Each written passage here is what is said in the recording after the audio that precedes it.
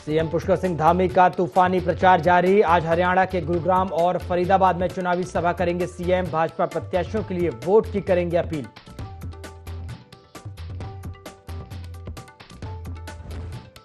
CM Dhami ने की चारधाम यात्रा, पेयजल, विद्युत आपूर्ति और वनाग्नि रोकथाम प्रबंधन की समीक्षा। अधिकारियों को दिए हर समय सतर्क रहने के निर्देश।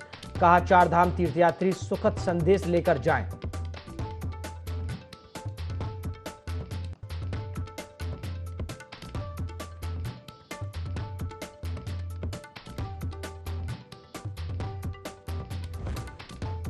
आज से शुरू होगी हेमकुंड साहिब यात्रा। पंच प्यारों की अगुवाई में ऋषिकेश से पहला जत्था होगा रवाना।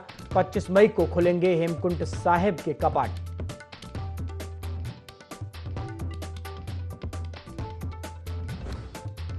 उत्तराखंड में मैदान से पहाड़ तक गर्मी का सितम। दून का अधिकतम तापमान रहा 40 डिग्री। अगले कुछ दिनों तक हीट वेव का करना पड़ेगा सामना।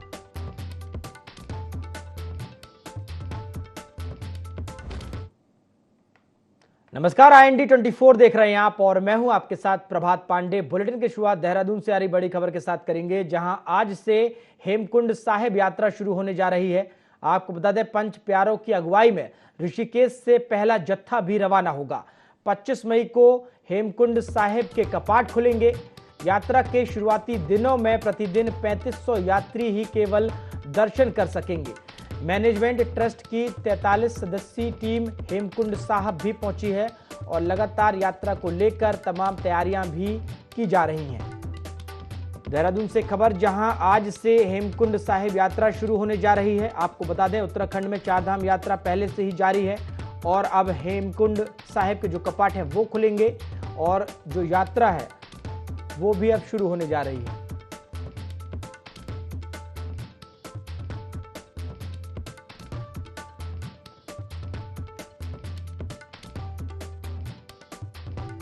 चलिए ज्यादा जानकारी लेंगे। हमारे साथ हमारे सहयोगी विनय सूद लाइव जुड़ गए हैं। विनय, आज से हेमकुंड साहिब यात्रा शुरू होने जा रही है और कहीं ना कहीं हेमकुंड साहिब पहुंचने वाले यात्रियों को खासा उत्साह भी होगा। पंच प्यारों की अगुवाई में ऋषिकेश से आज पहला जो जत्था है वो रवाना हो जाएगा। जी बिल्कुल प्रभात, देखिए आपको बता दें कि हेमकुंड साहिब की जो यात्रा है वो आज से शुरू होने जा रही है और ऐसे में देखा जा सकता है कि जो यात्री है 3500 जो यात्री है इस दौरान इस यात्रा में के दौरान जो है दर्शन करेंगे हेमकुंड साहिब के। तो देखा जा सकता है कि पूरी तैयारियां जो है इस दौरान की जा चुकी है। राज्य सरकार द्वारा भी जो है इसको लेकर के तैयारियां लगातार जारी थी और अब जो 43 सदस्यीय जो टीम है वो हेमकुंड साहिब पहुंच चुकी है। अब यहाँ पर 25 मई की अगर बात करें तो 25 मई को हेमकुंड साहिब के कपाट भी जो है खुल जाएंगे, जिसको लेकर तमाम जो तैयारियां हैं वो शासन प्रशासन स्तर से पूरी की जा चुकी है। तो देखा जा सकता है कि तमाम जो व्यवस्थाएं हैं उनको लेकर यहाँ पर सरकार तो काम कर ही रही है, साथ ही साथ जो ट्रस्ट है वो भी पूरी तरह से जो है यहाँ पर श्रद्धालुओं के लिए जो यात्री इस दौरान यहाँ पर पहुंचेंगे उनके लिए यहाँ पर तमाम जो व्यवस्थाएं हैं वो करती हुई नजर आ रही है। बिल्कुल विनय, हमने देखा कि उत्तराखंड में चारधाम यात्रा तो जारी है और भारी भीड़ के चलते, भारी संख्या में लोगों के पहुंचने के चलते अव्यवस्थाएं भी हमें देखने को मिली। इसी को कहीं ना कहीं मद्देनजर रखते हुए हेमकुंड साहिब यात्रा को लेकर प्रशासन ने क्या कुछ तैयारियां कर रखी हैं? जी बिल्कुल प्रभात, देखिए आपको बता दें कि चारधाम यात्रा जिस तरह से अभी उत्तराखंड में चल रही है और बड़ी संख्या में जो श्रद्धालु हैं वो इस दौरान लगातार पहुंच रहे हैं। तो ऐसे में अब हेमकुंड साहिब की जो यात्रा जो शुरू होने जा रही है, पहला जत्था जो है वो आज रवाना ऋषिकेश से कर दिया जाएगा। तो उसको लेकर के भी जो तैयारियां हैं वो सरकार ने यहाँ पर पूरी की है, क्योंकि देखा जा सकता है कि जो चारधाम यात्रा है, चारधाम यात्रा तो ऐतिहासिक है ही उत्तराखंड में, साथ ही साथ हेमकुंड साहिब की जो यात्रा है उसकी भी शुरुआत जो है आज से होने जा रही है। 25 मई को इसके जो कपाट हैं वो खुल जाएंगे। तो देखा जा सकता है कि पूरी तैयारियों में जिस तरह से प्रशासन जुटा हुआ है, सरकार जुटी हुई है, तो यहाँ पर आगे की जो रणनीति है, जो तैयारियां हैं, किसी तरीके से कोई भीड़ यहाँ पर ना हो सके, क्योंकि जो शुरुआती दौर होते हैं उसमें ज्यादातर यही देखने को मिलता है कि जो भीड़ है श्रद्धालुओं की वो पहुंचती है। तो ऐसे में कहीं ना कहीं जो है अव्यवस्थाएं उसमें दिख जाती हैं, लेकिन सरकार का पूरा प्रयास यही है कि हर तरह से हर श्रद्धालु को यहाँ पर पूरी व्यवस्थाएं सुविधाएं जो है वो उपलब्ध कराई जा सके। साथ ही साथ स्वास्थ्य सेवाओं की भी अगर बात करें तो स्वास्थ्य सेवाएं जो है पूरी तरह से अलर्ट मोड पर उत्तराखंड सरकार ने रखी हुई है यात्राओं को लेकर भी।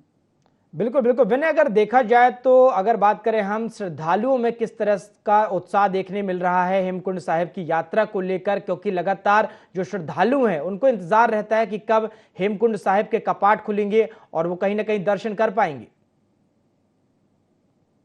जी बिल्कुल, यहाँ पर प्रभात आपको बता दें कि जिस तरह से चार धाम यात्रा तो चल ही रही है, काफी जो यहाँ पर श्रद्धालु इस दौरान पहुंच रहे हैं, अन्य राज्यों से भी जो श्रद्धालु पहुंच रहे हैं उनमें काफी उत्साह जो है इस दौरान देखा जा रहा है। तो यहाँ पर अब हेमकुंड साहिब की अगर बात करें तो हेमकुंड साहिब आने वाले जो यात्री हैं उनमें भी खासा उत्साह जो है इस दौरान देखने को मिल रहा है, क्योंकि उत्तराखंड में जिस तरह से यात्रा यहाँ पर चार धाम की चल रही है, साथ ही इसके अलावा बात करें हेमकुंड की तो हेमकुंड की भी जो है 25 तारीख को यहाँ पर कपाट खुल जाएंगे और भारी संख्या में इस दौरान यात्री यहाँ पर भी पहुंचेंगे। जी बिल्कुल बिल्कुल, भारी संख्या में लोग पहुंचेंगे और आज से ही हेमकुंड साहिब की जो यात्रा है वो शुरू हो जाएगी। फिलहाल शुक्रिया विनय हमारे साथ जुड़ने के लिए, जानकारी साझा करने के लिए। तो पंच प्यारों की अगुवाई में ऋषिकेश से पहला जत्था भी रवाना हो जाएगा। चलिए खबरों में आगे बढ़ते हैं। वित्त मंत्री प्रेमचंद्र अग्रवाल ने वित्त विभाग के अधिकारियों के साथ विधानसभा में विभागीय समीक्षा बैठक की।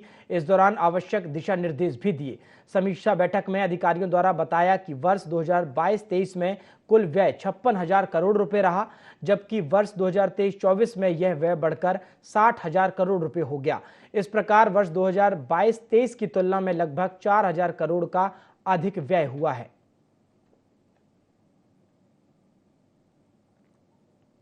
आप जानते हैं जिस प्रकार से हमारा वित्त विभाग, और मैंने कहा भी है कि किसी भी राज्य का वित्त विभाग पूरे प्रदेश की एक धुरी भी रहता है।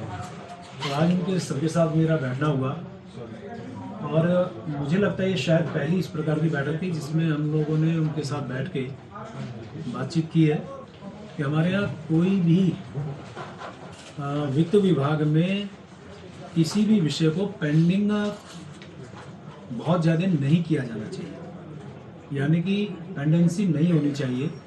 सिस्टम बनाना चाहिए, कोई फाइल आए उस पर आप तुरंत उस पर कार्रवाई करिए और तुरंत उसे जहां जिस स्तर तक जानी है उसको भेजना।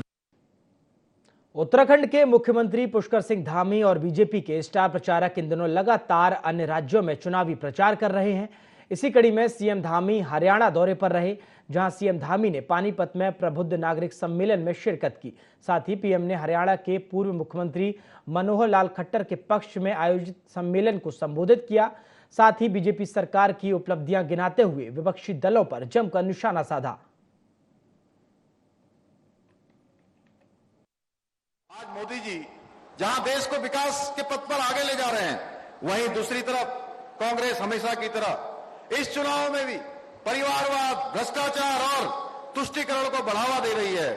आपको याद होगा 2014 से पहले किस प्रकार घोटालों की लाइन लगी रहती थी, एक से बढ़कर एक घोटाले सामने आते थे भाइयों बहनों, लेकिन मोदी जी के 10 वर्षों के कालखंड में एक भी घोटाला नहीं हुआ, क्योंकि मोदी जी ने कहा प्रधानमंत्री की शपथ लेते ही कि न मैं खाऊंगा न किसी को खाने दूंगा। भाइयों बहनों, इनको देखते हुए जब इन भ्रष्टाचारियों पर कार्रवाई हो रही है तो इन भ्रष्टाचारियों ने एक ठग बंधन बना लिया है, इंडी गठबंधन बना लिया है, जो एक दूसरे को भी ठगने का काम कर रहा है। आप देखिए कि हरियाणा में आम आदमी पार्टी और कांग्रेस पार्टी दोनों पार्टियां चुनाव के मैदान में मिलकर चुनाव लड़ रही हैं। वहीं आप पंजाब चले जाइए, पंजाब में दोनों पार्टियां एक दूसरे के खिलाफ चुनाव लड़ रही हैं। भाइयों बहनों, एक दूसरे को गालियां दे रही हैं, एक दूसरे के खिलाफ अनाप शनाप बोल रही हैं और यहां गलवैया कर रही हैं, दिल्ली में गलवैया कर रही हैं। ये एक दूसरे को जब ठगने में किसी को नहीं छोड़ रहे हैं तो आप ये लगाइए, तो इसे ठगबंधन नहीं कहेंगे तो क्या कहेंगे बताइए? ठगबंधन कहेंगे कि नहीं कहेंगे? अरे जोर से बोलिए भाई, क्या है ठगबंधन? आम आदमी पार्टी की तरह ही जो जेजेपी पार्टी है वो भी मौकाप्रस्त पार्टी के रूप में आज हम सबके सामने है। जो पार्टी सत्ता के लालच में गठबंधन तोड़ रही है, उसके ऊपर जनता कैसे भरोसा कर सकती है? इसलिए हरियाणा की जनता अच्छी तरह से जानती है, जेजेपी को वोट देने का मतलब है अपने वोट को खराब करना। इसलिए भाइयों बहनों, कांग्रेस वो पार्टी है जिसने तुष्टीकरण की राजनीति करते हुए भगवान राम के अस्तित्व को भी नकार दिया था, राम सेतु को भी नकार दिया था, और सुप्रीम कोर्ट में राम का मंदिर न बने, हमारे आराध्य देव भगवान का राम का मंदिर न बने, उसके लिए उन्होंने वकीलों की एक लंबी फौज खड़ी कर दी थी। भाइयों बहनों, इनको राम मंदिर के प्राण प्रतिष्ठा के कार्यक्रम का भी न्योता भेजा गया। उन्होंने तुष्टीकरण की नीति और एक वोट बैंक से डरकर, घबराकर कि वो वोट बैंक हमसे नाराज न हो जाए, हमारे आराध्य देव भगवान श्री राम के प्राण प्रतिष्ठा के कार्यक्रम को भी ठुकरा दिया। भाइयों बहनों, ये कांग्रेस पार्टी है जो कहती है शरिया कानून को, पर्सनल लॉ को और मजबूत करने की बात करती है। तुष्टीकरण की राजनीति में कांग्रेस इस हद तक गिर गई है कि आप पैतृक संपत्ति पर भी टैक्स लगाने की बात कर रही है। यानी कि आपने जो संपत्ति अपनी मेहनत से कमाई है, अपने बच्चों के लिए संभाल कर रखी है, कहते हैं कि हमारी सरकार बनेगी, कांग्रेस गठबंधन की सरकार बनेगी तो हम उसमें से आधी संपत्ति जब्त कर लेंगे। चारधाम यात्रा में पहुंच रही बम्पर भीड़ के चलते यात्रा के स्लॉट फुल हो गए हैं, जिसके बाद पर्यटन विभाग की ओर से हरिद्वार में रजिस्ट्रेशन काउंटर बंद कर दिए गए। रजिस्ट्रेशन बंद होने से यहां रजिस्ट्रेशन काउंटरों पर सन्नाटा पसरा है। वहीं दूसरे राज्यों से पहुंच रहे श्रद्धालुओं को बड़ी परेशानी उठानी पड़ रही है। देखिए ये रिपोर्ट। दूसरे राज्यों से पहुंच रहे चारधाम यात्री हरिद्वार के ऋषिकुल मैदान में रजिस्ट्रेशन काउंटर पर पहुंच रहे हैं, तो उनकी उम्मीदों को बड़ा धक्का लग रहा है, क्योंकि चारों धामों में भीड़ बढ़ने और स्लॉट फुल हो जाने पर यहां रजिस्ट्रेशन बंद कर दिए गए हैं। ऐसे में दूर दराज से आए यात्रियों की समझ में नहीं आ रहा है कि अब वे जाए तो कहां जाए। कुछ यात्री पिछले 3 दिनों से रजिस्ट्रेशन की आस में भटक रहे हैं, तो कुछ होटल और धर्मशाला में रहकर इंतजार कर रहे हैं। वहीं कुछ श्रद्धालु बिना चारधाम यात्रा के ही वापस लौटने को मजबूर है। 15 को आए थे, 15 को ये लोग बोले भी 17 को आना। आज भी नहीं हो रहा है यहाँ पे रजिस्ट्रेशन, परेशानी हो रही है। लड़का है साथ में, यही होटल में ठहरे थे, अब आए हैं इधर। नहीं सर, अब तो नहीं, हम तो अब जाएंगे आज। अगर ना ये रजिस्ट्रेशन हुआ तो परेशान हो गए, क्या पता इनका आगे भी ना खोले। ये 20 तारीख को कह रहे हैं ना। अब ये बोल रहे बंद हो गया, किसी 3 दिन के बंद हो गया। ये बोल रहे थे ये आज बुक करने तो जून और 8 पे जून 10 में आपकी स्लॉट मिल जाएगा बोल रहे हैं वो अभी लोग। हम बहुत दूर से आए हैं, हम ये 1 महीने में तो वेट करने नहीं करना होते। हम काम भी है, गांव के काम भी है। ये सरकार के कितनी जरूरी में अभी के हमको हेल्प करवे के। होटल भी बहुत कॉस्टली है, हमको ये टेंट में मिल रहे हैं। बहुत होटल के बात ये 1500 और 2000 पे बोल रहे हैं एक दिन के लिए। हमको बहुत परेशान हो गए हैं। हरिद्वार के ऋषिकुल मैदान में चारधाम यात्रा की ऑफलाइन रजिस्ट्रेशन के लिए 20 काउंटर लगाए गए हैं। फिलहाल पर्यटन विभाग की ओर से रजिस्ट्रेशन बंद कर दिए गए हैं। पहले 15 और 16 मई के लिए रजिस्ट्रेशन बंद किए गए थे, जबकि दूसरे आदेशों में 19 मई तक के लिए नए रजिस्ट्रेशन पर रोक लगा दी गई है। पर्यटन विभाग के अधिकारी और स्टाफ यहां लोगों को पंजीकरण न होने की जानकारी तो दे रहा है, लेकिन पंजीकरण न होने की स्थिति में यात्रियों के लिए प्रशासन की ओर से कोई व्यवस्था ही नहीं की गई। वर्तमान में स्लॉट 8 तारीख तक की स्लॉट 6 तारीख तक फुल है और आगे की मिल रही, इसलिए यात्रियों को परेशानी न हो, इसलिए जो है ये किया गया है। और सभी से अनुरोध किया जा रहा है कि आप अगर स्लॉट जिस तारीख को अगर आपको मिलता है उसी में जाएं। निर्देश हैं ये हम लोगों को भी लगता है, लेकिन अब क्या किया जाए, इस तरह की स्थिति बनी हुई है। ऊपर ओवर क्राउड होने की वजह से वहाँ व्यवस्थाएं, जो भी यहाँ से जाएगा वहाँ दिक्कत होगी।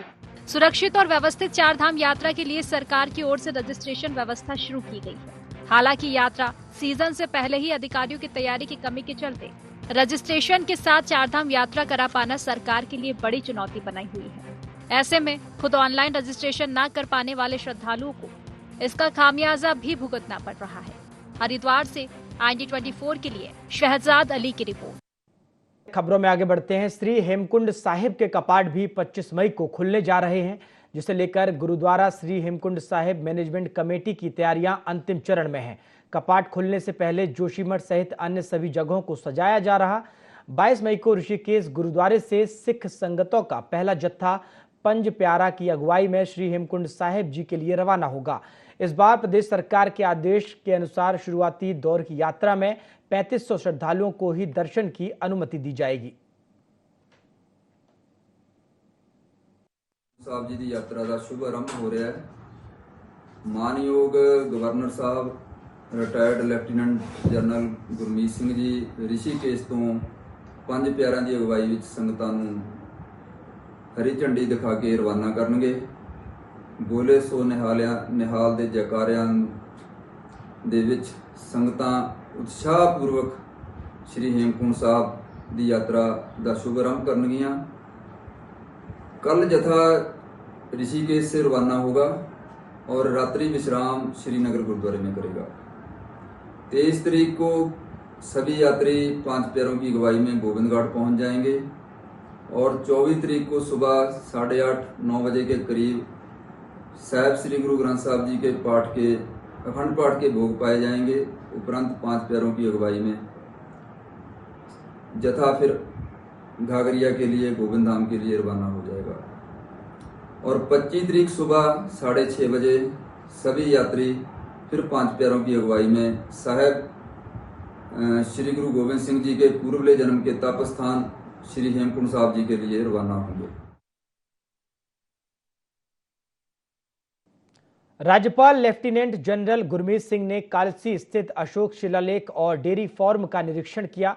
भारत सरकार द्वारा संचालित डेयरी फार्म और उसकी विशेषता सुनकर राज्यपाल ने डेयरी फार्म की भूरी भूरी प्रशंसा की। उन्होंने कहा कि मैं बहुत भाग्यशाली हूं कि मुझे पशुओं से संबंधित इस डेयरी फार्म का निरीक्षण करने का मौका मिला। राज्यपाल ने कहा कि टेक्नोलॉजी के मामले में यह फार्म बहुत ऊंचे दर्जे का है। उन्होंने कहा जब मैं निरीक्षण कर रहा था तो फार्म में जितनी भी गाय हैं वे सभी बहुत स्वस्थ हैं, जिससे साबित होता है कि IVF टेक्नोलॉजी का इस संस्थान के कर्मचारियों ने कितना सही इस्तेमाल किया है। उन्होंने कहा कि बैल के लिए पूरे भारत में जो सीमन भेजा जाता है वह इसी सेंटर से तैयार होकर भेजा जाता है। यह बात मुझे भी पहली बार पता चली।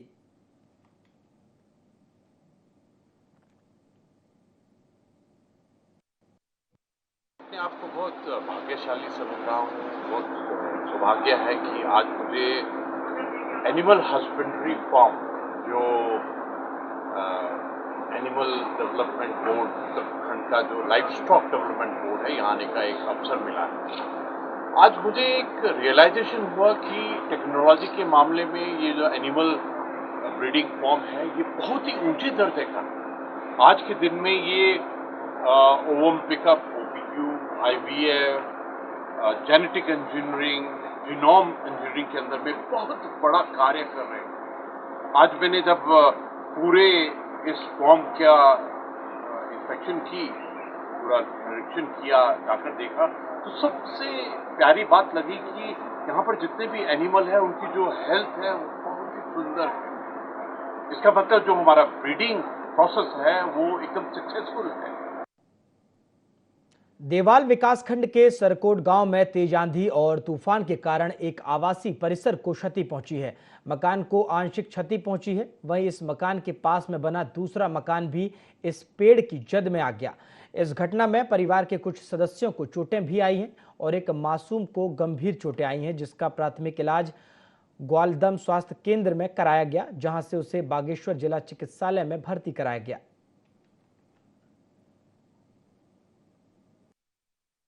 मकानों दो मकान क्षतिग्रस्त हो गए हैं और भैंस गाय जो है कि उनको भी चोट लगी हुई है और 4-5 बच्चों को चोट लगी है, जो कि एक अभी बागेश्वर में उसको गंभीर रूप से घायल बताया जा रहा है, जिसमें कि उसका जो है कि ऑपरेशन सर्जिकल चल रहा है। अभी प्रशासन रात को यहाँ पे प्रधान जी और पटवारी साहब आए थे और उन्होंने मौका करके चले गए थे। कोई भी आश्वासन नहीं दिया और आजकल करके घुमाते हुए लास्ट में ऐसा हादसा हुआ।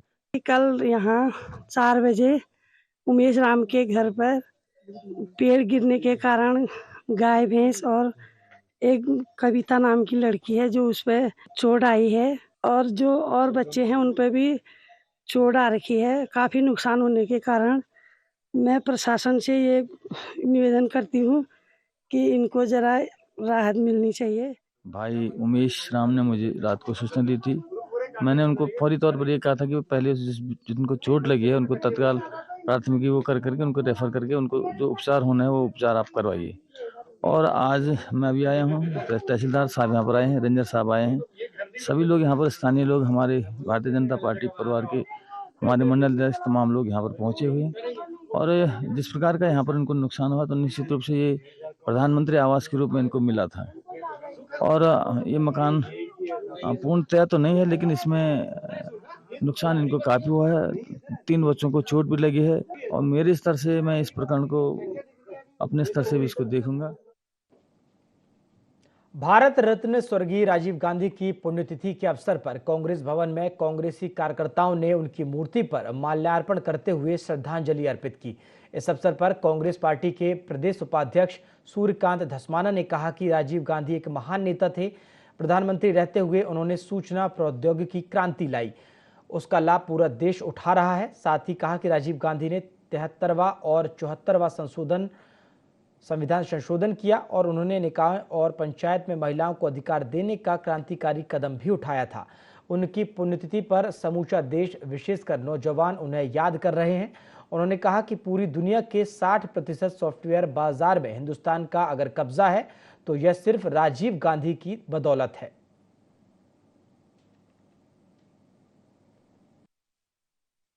भारत रत्न पूर्व प्रधानमंत्री स्वर्गीय राजीव गांधी जी की आज पुण्यतिथि है। वो महान नेता थे। उन्होंने अपने बहुत छोटे से कार्यकाल में, 5 वर्षों के कार्यकाल में, जिस प्रकार से सूचना प्रौद्योगिकी की क्रांति इस देश में करी, आज उसका लाभ पूरा देश और पूरी दुनिया उठा। और 74वां जो संशोधन संविधान में किया, पंचायतों में, निकायों में महिलाओं को अधिकार देने का, रिजर्वेशन देने का, एक बहुत क्रांतिकारी कदम उन्होंने उठाया।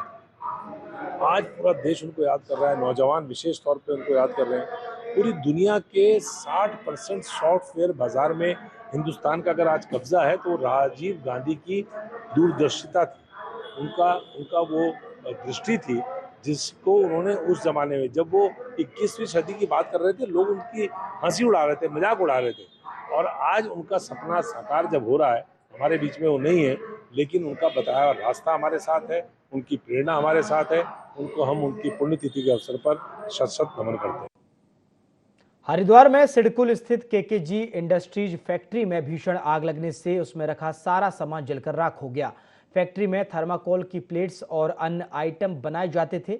फिलहाल फायर ब्रिगेड की 8 गाड़ियां आग बुझाने की कोशिश कर रही हैं, लेकिन अब तक आग पर काबू नहीं पाया गया। वहीं मौके पर पहुंचे एसपी सिटी स्वतंत्र कुमार ने बताया कि फैक्ट्री में पैकेजिंग का काम होता है और कंपनी में रखे थर्माकोल ने जल्दी से आग पकड़ ली, जिसकी वजह से आग बहुत तेजी से फैल गई। बता दें कि आग में किसी कर्मचारी के फंसे होने की खबर नहीं मिली है। केकेजी फैक्ट्री है जिसमें पैकिंग का काम होता है। यहाँ पे थर्माकोल वगैरह है, तो यहाँ पे आग लग गई थी। इस समय हमारी 8 फायर ब्रिगेड की गाड़ियाँ लगी हुई हैं। एक और गाड़ी मंगा ली गई रुड़की, ऋषिकेश और अन्य क्षेत्र से गाड़ियाँ मंगा ली गई हैं और बाकी जो फैक्ट्रीज हैं उनसे भी सहयोग लिया जा रहा है। आग पे काबू पाने की कोशिश की जा रही है और पहली प्रायोरिटी है कि इसके आसपास और भी इंडस्ट्रीज हैं, वहाँ पे आग न फैले, इसलिए चारों तरफ से हमारी फायर ब्रिगेड की गाड़ियाँ आग बुझाने की कोशिश कर रही हैं। हमारे जो फायर ब्रिगेड के कर्मचारी हैं और हमारी लोकल पुलिस है, तो ये सभी लोग एक साथ लग के इसमें कार्य कर रहे हैं। जल्दी हम लोग इसमें काबू पाएंगे। बुलेटिन में फिलहाल इतना ही। देश और दुनिया की तमाम खबरों के लिए आप देखते रहिए IND 24। नमस्कार।